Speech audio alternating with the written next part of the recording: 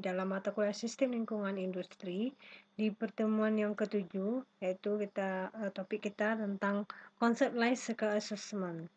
Nah, kita lihat definisi dari life cycle assessment. Definition of life cycle assessment is a completion and evaluation of the inputs, output, and the potential environmental impacts of a product system throughout its life cycle. Mana maksudnya di sini, life cycle assessment atau disingkat dengan LCA adalah suatu proses evaluasi dampak yang dimiliki oleh suatu produk terhadap lingkungan sepanjang umur hidupnya. Nah, LCA ini dapat digunakan untuk mempelajari dampak dari produk maupun fungsi yang diharapkan dari produk tersebut. Berikut, what can be done with LCA? Apa yang bisa dilakukan dengan LCA ini? Number one, product or project development and improvement. Itu yang pertama, peningkatan dan pengembangan dari project atau produk. And then number two, strategic planning atau perencanaan strategis. Kemudian, and then number three, public policy making atau pembuatan kebijakan publik. And then number four, marketing economic declaration atau deklarasi pemasaran dan ramah lingkungan tentunya. Nah, ini yang bisa dilakukan dengan LCA. Nah, berikut kita lihat flowchart of product life cycle atau diagram alir dari bahan untuk daur hidup produk. Nah, yang di pertama ini mulai dari pengambilan bahan baku dari alam, yaitu sebagai energi. Nah, kemudian dari pengambilan bahan baku ini itu juga mendapatkan limbah. Contoh, kita mengambil kayu sebagai bahan baku dari misal kertas, awal dari kertas dan material bahan baku utamanya itu dari kayu. Kita mengambilnya dari alam, kemudian tentu kita ambil pohonnya saja, kemudian daunnya itu dibuang, itu sudah menghasilkan limbah. Kemudian di sini pembuatan bahan. Nah, kayu tadi kita mau buat menjadi apa? Dibuat balok-balok dulu, nanti dibersihkan kulitnya. Ini juga telah menghasilkan limbah. Kemudian setelah ini dilakukan pembuatan produk. Produknya apa saja? Bisa membuat kertas, tisu, dan lain sebagainya. Dan juga di sini memerlukan untuk pembuatan produk ini dan memerlukan energi dan juga akan menghasilkan limbah. Nah, kemudian proses berikutnya adalah penggunaan produk. Penggunaan produk ini oleh konsumen. Nah, penggunaan produk ini juga memerlukan energi dan tentu menghasilkan limbah juga. Dan terakhir, itu setelah digunakan, itu ada pembuangan akhir atau TPA, tempat pembuangan akhir. Nah, ini juga memerlukan energi dan menghasilkan limbah. Namun, contoh dari kertas tadi atau buku, setelah digunakan habis semuanya bisa jadi limbah atau bisa di reuse. Reuse 2R kita kenal dengan reuse dan recycle. Reuse ini bisa digunakan kembali dan recycle itu diolah kembali atau didaur ulang. Lihat daur ulang yang di berikut ini, mulai dari yang pertama raw material acquisition. Ini acquisition dari bahan baku. Kemudian material processing, ini pemrosesan dari bahan baku atau material. Kemudian lanjut diproses di manufacturing, di industri manufaktur. Kemudian digunakan oleh masyarakat. Setelah digunakan, ini akan akhirnya menjadi sampah. Kemudian sampah ini bisa ditanggulangi lagi, bisa digunakan kembali atau dikembalikan ke pabrik untuk didaur ulang atau di recycle atau didaur ulang, dijadikan bahan baku lagi. Nah, inilah produk life cycle atau flowchart dari produk life cycle. Nah, berikut kita lihat.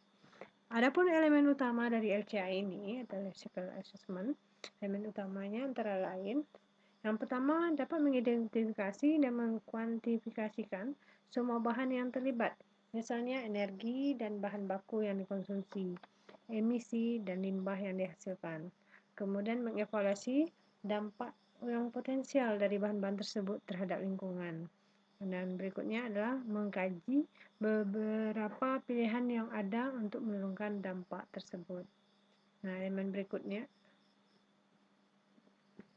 Nah, berikutnya adalah tujuan dari LCA.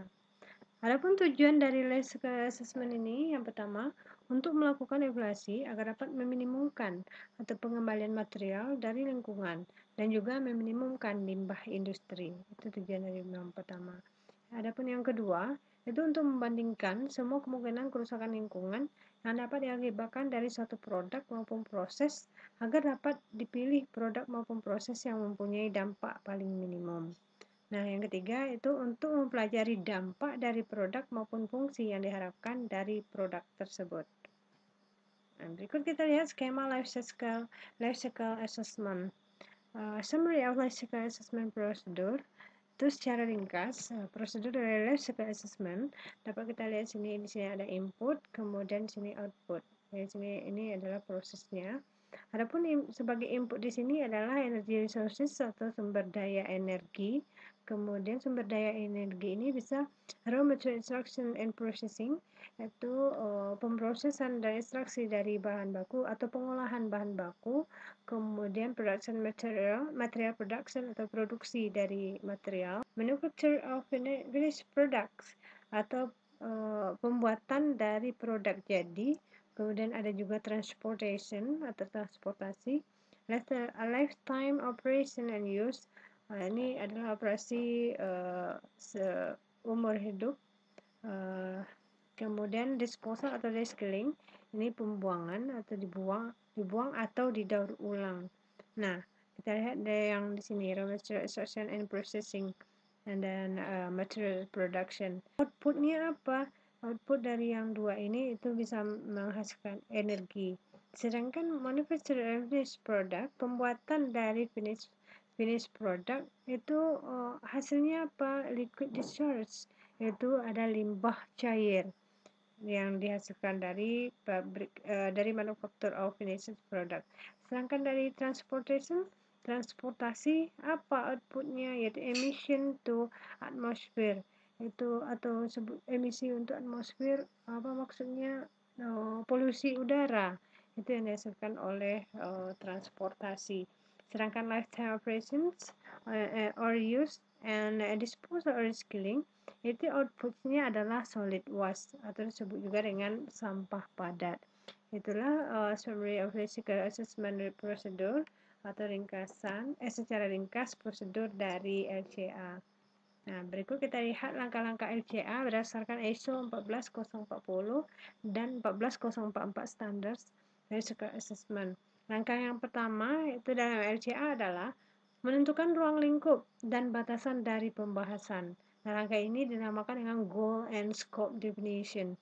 Kemudian langkah yang kedua yaitu dalam LCA ini adalah menginterpretasikan input seperti bahan baku, energi, dan output seperti produk samping, limbah, dan emisi yang terjadi dan digunakan sepanjang daur hidupnya.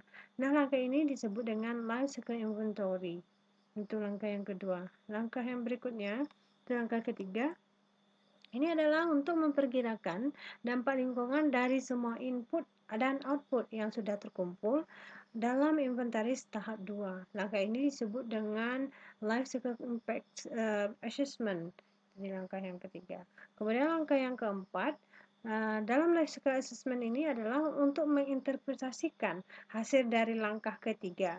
Nah, bila mungkin disertakan saran untuk langkah perbaikan. Nah, langkah ini disebut dengan improvement analysis atau interpretation step. Itu langkah yang keempat.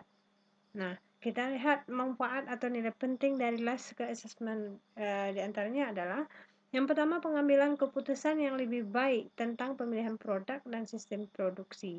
Itu yang pertama. Manfaat yang kedua yaitu untuk mengidentifikasikan dampak utama terhadap lingkungan dan tahap daur hidup produk. Manfaat yang ketiga yaitu menyediakan langkah-langkah perbaikan yang berbasis lingkungan.